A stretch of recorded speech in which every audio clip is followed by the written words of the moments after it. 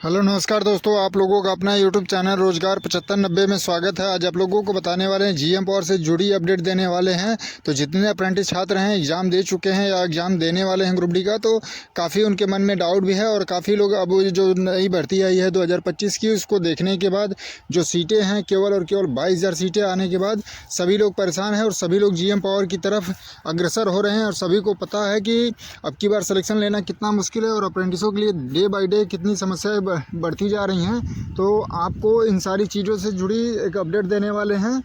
तो सबसे पहले आप लोगों को बता दें, देखिए जितने लोग अप्रेंटिस कर लिए हैं सभी लोगों की ये समस्याएं हैं कि अगर ग्रुप डी में जीएम पावर नहीं लागू होता है, ग्रुप डी के नौकरी के लिए अगर जीएम पावर नहीं मिलेगा तो अप्रेंटिस करना कोई मतलब नहीं है, आईटीआई करना कोई मतलब नहीं है।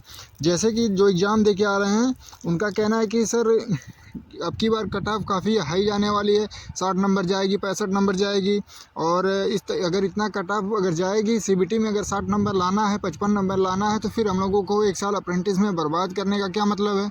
और जब अगली वैकेंसी आई 6 साल बाद आती है तो 32,000 आती है, फिर अगले साल बोला गया कैलेंडर के हिसाब से हर साल वैकेंसी निकालनी, इस वजह से कम आ रही है। तो फिर अगली जो वैकेंसी आती है वो आती है केवल और केवल 22,000। तो 22,000 में सोचिए कि 4400 पद अप्रेंटिस छात्रों के लिए रिजर्व है, ठीक है। और आपकी संख्या जैसे मान लीजिए 1,31,000 2024 के वैकेंसी फॉर्म भरे हैं और हर साल 30 से 35,000 40,000 अप्रेंटिस एक साल में कंप्लीट कर रहे हैं। तो सोचिए कि अप्रेंटिसों की संख्या कितना ज़्यादा बढ़ गई और 4400 पद मिलेंगे 2025 की वैकेंसी में। और आपकी संख्या के हिसाब से सोचिए कि कैसे सिलेक्शन होगा। और अब की जो वैकेंसियाँ हो रही हैं उसमें अप्रेंटिसों की संख्या देखिए, एक जोन में इतने अप्रेंटिस हैं जितने की टोटल वैकेंसी अप्रेंटिस को मिल रही है 4400। और एक ही जोन में नॉर्थन रेलवे में चाहे देखिए, वेस्टर्न रेलवे में देखिए, सेंट्रल रेलवे में देखिए, तो वहाँ एक जोन में इतनी वैकेंसी अप्रेंटिस की आ रही हैं। तो फिर इतना अप्रेंटिस रेलवे करवा क्यों रहा है। इन सारी चीज़ों को लेकर जितने अप्रेंटिस कंप्लीट कर चुके हैं सभी लोग अब परेशान हैं। और यही चीज़ें हम साल भर से आप लोगों को बता रहे हैं कि आपके साथ काफ़ी बड़ा अन्याय होगा। और ये चीज़ें आपको कब पता चलेगी, साल भर बाद पता चलेगी, क्योंकि जब समय हाथ से निकल जाएगा तब आप लोगों को फोकस इस पे आएगा। जब आप लोग एक बार रिजेक्ट हो जाएंगे, सिलेक्शन नहीं होगा, तब समझ में आएगा कि हाँ जीएम पावर क्या होता है, ओटीएस क्या होता है, या 50% कोटा भी मिल जाता है तो सिलेक्शन होता। तो अभी आप लोग जो लोग सक्रिय नहीं थे अब वो लोग एक्टिव हो रहे हैं अप्रेंटिस साथ कि सर आप डेट फिक्स करिए। हम लोग से गोपाल मिश्रा से, रेल मंत्री से, या जिससे भी आप कहेंगे हम लोग साथ चलने के लिए तैयार हैं, मुलाकात करने के लिए तैयार हैं और अपनी मांगों को रखने के लिए तैयार हैं। तो जितने अप्रेंटिस इस वीडियो को देख रहे हैं उनसे रिक्वेस्ट है कि सभी लोग एग्ज़ाम देने के बाद एक डेट फिक्स कर लीजिए, क्योंकि 4400 के अपेक्षा आप लोगों का सिलेक्शन नहीं होगा। मान लीजिए 6400 लोगों का इस वाली 24 की वैकेंसी में होगा, फिर 4400 लोगों का, तो 10,000 लोगों का सिलेक्शन होगा और आपकी संख्या 1.5 लाख है। तो सोच लीजिए कितना कंपटीशन भी है। और जीएम पावर ओटीएस क्यों ज़रूरी है, रेलवे वैकेंसी कम करा रहा है, उससे अप्रेंटिसों को कोई फ़ायदा नुकसान नहीं है। उनको जीएम पावर चाहिए, जीएम पावर से उनकी सीटें फुल हो जानी चाहिए। तो सभी अप्रेंटिस छात्रों से निवेदन है कि आप लोग इस वीडियो को ज़्यादा से ज़्यादा शेयर करिए। और सभी अप्रेंटिस जो एग्ज़ाम दे चुके हैं आप लोग अभी से 16 जनवरी के बाद की कोई डेट फिक्स कर लीजिए और जिनका एग्ज़ाम है वो अपना एग्ज़ाम अच्छे से दें। और उसके बाद सभी लोगों के लिए जीएम पावर बहुत बड़ा ज़रूरी है, क्योंकि देखिए जीएम पावर अगर नहीं लागू होगा और 50% कोटा या मिल भी जाता है तो भी गलीमत है कि आपका सिलेक्शन हो जाएगा। नहीं तो अप्रेंटिस करके भी आप लोग बेरोजगार इधर उधर भटकते रहेंगे और कोई सुनने वाला नहीं है।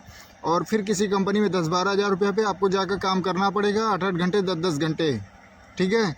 तो ये हम अपने लिए नहीं चिल्लाते हैं, अपने लिए आप अपनी आवाज़ों नहीं पहुँचाते हैं वहाँ तक, ठीक है। तो आपकी आवाज़ों को वहाँ तक पहुँचाने के लिए रोजगार 7590 कड़ी से कड़ी मेहनत कर रहा है और सभी लोगों से मुलाकात कर रहा है, नोटिस पे नोटिस, लेटर पे लेटर भेजा जा रहा है, रिक्वेस्ट किया जा रहा है कि अप्रेंटिसों का किसी तरीके से समायोजन हो। और धीरे धीरे जीएम पावर ओटीएस के साथ साथ सभी वैकेंसियों में 20% रिजर्वेशन दिया जाए, ताकि जो लोग रेलवे से ट्रेनिंग करके आए हैं उनका समायोजन हो जाए। और दूसरी सबसे बड़ी चीज़ है कि जो मान लीजिए आर्मी से रिटायर है, आप उसको रेलवे में मौका दे रहे हैं। जो अप्रेंटिस करके 1 साल पूरी ट्रेनिंग किया है, उसके पास पूरा एक्सपीरियंस है, आईटीआई भी किया, डबल स्किल्ड है, तो आप उसको रेलवे में नहीं रख रहे हैं। पॉइंट्समैन हो या कोई भी पद हो या मैकेनिकल हो, सीएनडब्ल्यू हो, आप उसको नहीं रख रहे हैं। आप रख रहे हैं किनको, जो लोग आर्मी से आए हैं। बताइए, आर्मी वालों को आप रखेंगे तो बिना ट्रेनिंग के तो रखेंगे नहीं, फिर उनको आप ट्रेनिंग देंगे तब तो उनको रखेंगे। तो जितना आप ट्रेनिंग में खर्चा देंगे, समय देंगे, तो उसका तो बचत है। आप अप्रेंटिस को ही मौका दे दीजिए। जो भी आप संविदा पे भी रख रहे हैं तो उस पर भी तो अप्रेंटिसों को मौका दे दीजिए। तो आप सभी साथियों से निवेदन है कि देखिए, अब जैसे ही वैकेंसियाँ साल दर साल आएंगी, अब की बार 22,000 रही है, अगली बार 2027 की वैकेंसी कम से कम मान के चलिए 15,000, ठीक है। तो फिर सोच लीजिए 15,000 में आप लोगों को कितनी सीटें मिलने वाली है। 3,000 सीटें मिलेंगी और 3,000 में तब तक आपकी अप्रेंटिसों की संख्या 2.5 लाख 2 लाख पार हो जाएगी, ठीक है। तो सोच लीजिए कंपटीशन कितना बढ़ जाएगा।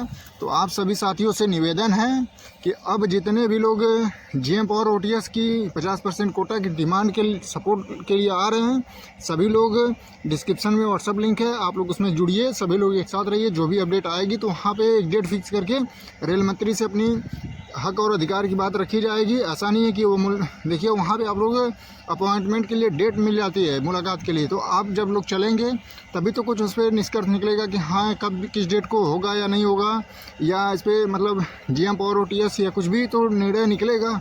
श्री गोपाल मिश्रा जी से मुलाकात किया जाए, क्योंकि AIRF के अध्यक्ष हैं। जब तक जहाँ से उम्मीदें हैं, 1% भी उम्मीदें हैं, तो आप लोग उम्मीद ना छोड़िए, पूरी कोशिश करिए। और पूरे रोज़गार 75-90 आपके साथ है, क्योंकि इस कंडीशन को देखते हुए जो आ रही है वैकेंसी 22,000 32,000, तो इस तरीके से उसमें से 20% सीटें मिल रही हैं और अप्रेंटिस कराई जा रही है अनलिमिटेड, ठीक है।